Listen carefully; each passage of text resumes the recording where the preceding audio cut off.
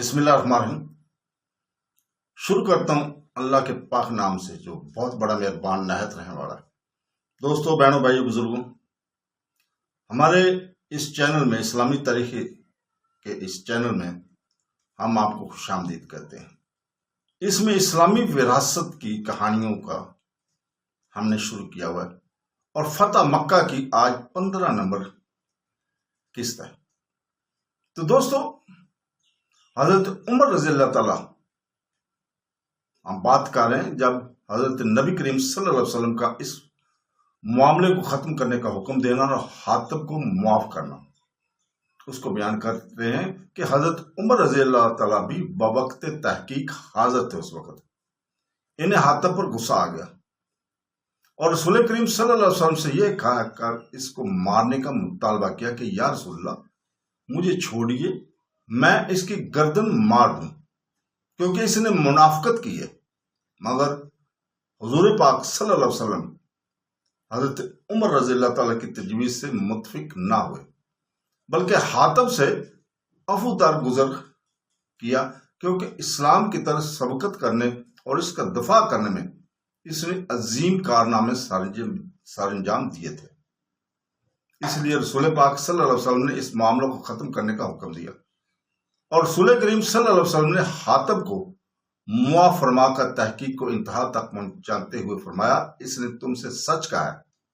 اس کے متعلق اچھی باتیں کرو۔ پھر رسول پاک صلی اللہ علیہ وسلم نے روئے سخن حضرت عمر کی طرف کیا اور حاطب کی معافی کی تاکید کی کیونکہ وہ رسول کریم صلی اللہ علیہ وسلم کے ساتھ بدر میں حاضر تھا۔ ارشاد فرمایا، اور اے عمر رضی اللہ تعالیٰ عنہ، تجھے کون بتائے، اللہ تعالیٰ نے بدر کے روز اصحاب بدر پر مطلع ہو کر کہا تھا، جو چاہو کرو، میں نے تمہیں بخش دیا ہے۔ اور حاطب بن ابی طبع تھا کہ واقعے کے متعلق اللہ تعالیٰ نے یہ آیت نازل کی تھی جس کا ترجمہ ہے، اے مومنو، میرے اور اپنے دشمن کو دوست نہ بناؤ، تم ان کو پیام محبت دیتے ہو۔ اس آیت میں حاطب بن ابی بتا کہ ایمان کی شہادت اور تاکید پائی جاتی ہے کیونکہ یہ تنبیہ خصوصاً اس کے لیے ہے اور عموماً مومنین کے لیے، اس لیے کہ حاطب ہی نے انہیں یہ خط لکھ کر پیام محبت دیا تھا۔ حاطب بن ابی طبع کی کوشش کی ناکامی اور جاسوس سالہ سے اس خط کی واپسی کے بعد جو اس نے قریش کو لکھا تھا، اغفا کے منصوبے پر معمول کے مطابق عمل ہوتا رہا اور رسول کریم صلی اللہ علیہ وسلم کی وسیع جنگی چالیں قریش سے مخفی رہیں، یہاں تک کہ آپ اپنے فوج کے ساتھ مکہ کے قریب مرنزرہان میں پہنچ گئے۔ اسی طرح عام صحابہ فوج کی بڑی تعداد کو جو 10,000 جان بازوں پر مشتمل تھی، یقینی طور پر پتہ نہ چلا کہ آپ ان کو کہاں لیے جا رہے ہیں اور ان کے ساتھ کس پر حملہ کرنا چاہ رہے ہیں۔ جنگی کارروائیوں میں سوائے شاذ و نادر کے ہمیشہ ہی سے کام لینا رسول پاک صلی اللہ علیہ وسلم کا معمول رہا۔ یہ اسکیم دشمن پر کامیابی حاصل کرنے کی اہم وسائل میں سے ایک ہے۔ بعض قبائل کے لیڈروں خصوصاً احراب نے اس جہد کی متعلق جس کی طرف رسول کریم صلی اللہ علیہ وسلم جانا چاہتے تھے معلوم کرنا چاہا، وہ پوچھتے تو انہیں تسلی بخش جواب نہ ملتا۔ جب فوج قدید میں پہنچی تو اینیا بن حسن الفزاری جو مسلمان ہو چکا تھا، رسول پاک صلی اللہ علیہ وسلم کو فوج کو تیار کرتے اور دستوں کے سالار میں جھنڈے تقسیم کرتے دیکھا تو پوچھا، یا رسول اللہ، آپ کہاں جانا چاہتے ہیں؟ تو رسول کریم صلی اللہ علیہ وسلم نے صرف اتنا جواب دیا، جہاں اللہ چاہے گا۔ کعب بن مالک جو رسول پاک صلی اللہ علیہ وسلم کے شاسوار اور اسلام کے نغزو شاعر تھے، بہت مشہور شاعر تھے، انہوں نے کوشش کی وہ صحابہ کے واسطے معلوم کرے اور رسول پاک صلی اللہ علیہ وسلم سے اس جہد کا علم حاصل کریں جس کی طرف آپ اس عظیم فوج کو لے کر جانا چاہتے ہیں، مگر انہیں بھی کامیابی نہ ہوئی۔ سیر و مغازی کی کتب سے مستفاد ہوتا ہے کہ رسول کریم صلی اللہ علیہ وسلم نے خاموشی اختیار کیے رکھی اور آپ کے صاحب کو کچھ پتہ نہ چلتا کہ آپ ان کو کہاں لے جا رہے ہیں، یہاں تک کہ حضور حرم کے حدود کے قریب پہنچ گئے، اور اس سے پتہ چلتا ہے کہ رسول کریم صلی اللہ علیہ وسلم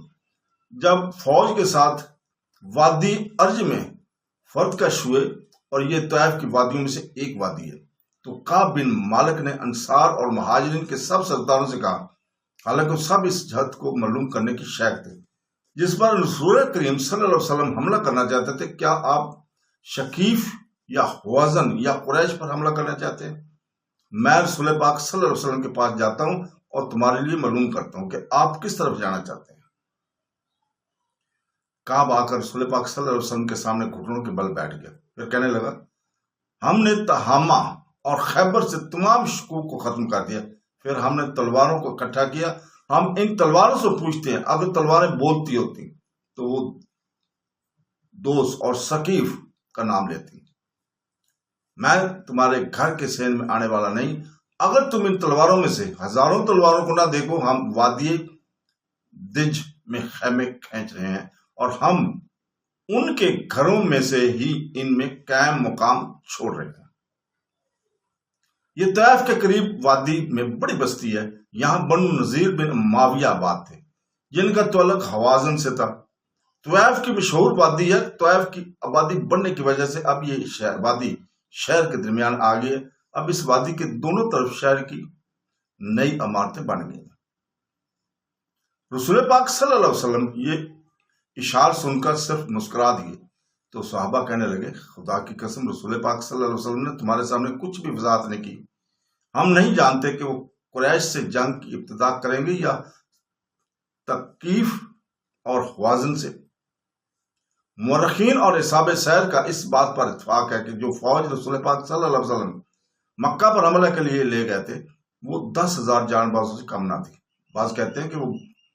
12,000 تک تھی۔ ہاں، یہ بات وثوق سے کہی جا سکتی ہے کہ مدینہ سے چلنے والی فوج پوری فوج نہیں تھی، کیونکہ مدینہ سے دور رہنے والے بعض مسلم قبائل جیسے سلیم، الجاز، آپ صلی اللہ علیہ وسلم کے مدینہ سے نکل آنے کے بعد جیش نبوی میں شامل ہوئے تھے۔ جس فوج کے ساتھ رسول پاک صلی اللہ علیہ وسلم نے مدینہ سے مارچ کیا وہ 7,400 جان بازوں پر مشتمل تھی۔ اسی طرح واقعی کا خیال ہے کہ بنو کعب نے مدینہ سے مارچ نہیں کیا، بلکہ یہ رسول پاک صلی اللہ علیہ وسلم سے قدید میں ملے ہیں، جو کہ ان کے ٹھکانوں میں سے ایک ٹھکانہ تھا۔ یہ وہ بڑی فوج تھی جس نے رسول کریم صلی اللہ علیہ وسلم کے ساتھ مدینہ سے مارچ کیا تھا۔ بقیہ اسلامی افواج